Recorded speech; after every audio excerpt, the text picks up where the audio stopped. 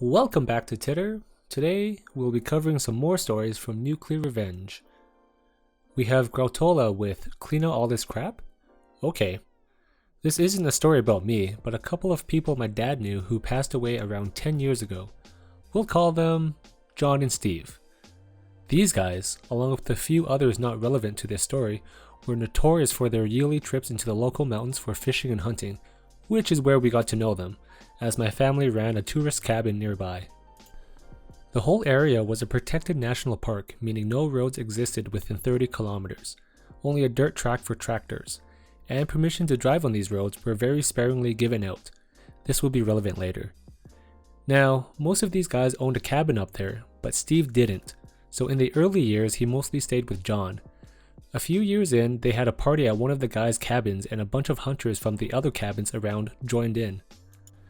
Once they got to talking, Steve overheard a guy who was lamenting about how he had so little time to fix up his cabin, which at the moment was just an empty shell with a bed and an old rusty oven. Steve chimed in and said he could fix it up for him if he could use it when the owner wasn't around, which was most of the time anyway. They made the deal, and for the next couple of years he shined that cabin up until it was luxurious. He insulated, built bunk beds, put in a new oven and cabinets, stocked it with firewood and food, all the essentials. He even made a new chimney, and this was all carried on his back. Every piece of material he used. He poured blood, sweat, and lots of money into that place. The owner was basically getting the value of his cabin tripled for free. After many years, now all in their 60s, Steve started suffering from Alzheimer's disease. He would still hike and fish for a few years, though he got lost many times and eventually had to give it up after getting lost and almost freezing to death. In his last summer of using the cabin, he had left it in a bit of a mess, not too surprising in his deteriorating state of mind. Sometime in late summer, John came for a visit at Steve's house.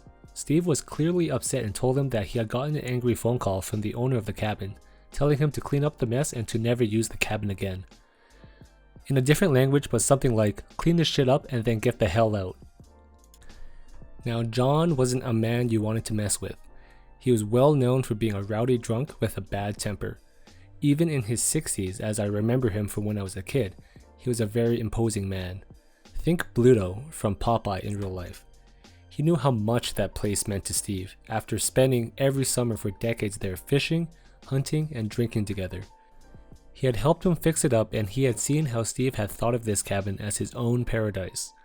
Now, not only couldn't he go back because of his disease, but he was shut out from even the hope of ever going back. But, being the decent man he was, even as devastated as he was still upset that he wasn't able to at least go back and clean out after himself. These were old-fashioned country guys, and he had felt he had been negligent in his care of the cabin, even if he didn't deserve the reaction it got. This only made John more furious, so he told Steve, "Don't worry, I'll clean it up for you." So he went to the cabin. He ripped down the beds, smashed the oven with a sledgehammer, tore down the cabinets and shattered every plate, glass, and cup. He pulled down the interior of the walls and ripped out the insulation. He ripped up the floorboards and knocked down the chimney. He then took all the rubble outside and burned it, tossing in the lake anything that didn't burn, like the smashed oven. Then, he called the owner and said, "I've cleaned out all the shit." The next story we have for Nuclear Revenge is by Raid Raptor with Beware the Fury of a Patient Man. I came out as bisexual to my father when I was in middle school. My father was always verbally abusive and an alcoholic due to his own turbulent childhood and his experience in the Gulf War. But after that, it escalated to physical violence against myself and my mother. It lasted up until my third year of college. I was unable to move due to a limited income, and then it escalated to full-blown aggravated assault one night that ended up with me holding my father in a rear naked choke while the police had to pry me off of him. We went to court. My mother filed for divorce immediately. Now, the revenge. During the hearings, my father was convinced that I was going to vouch for him, as though he were blameless. I spelled it all out to the attorney and judge. The verbal abuse, the physical abuse, all of it. The look on my piece of shit's father face was priceless, and the final nail was when he blurted out, "She turned you against me!" Ice water in my veins, I replied, "No, you turned me against you." The separation was granted with a vengeance. Not only does my father owe $1,000 a month in alimony, but my mother now has a restraining order in place. Word got out to my family's friends that they summarily severed all ties with the old man.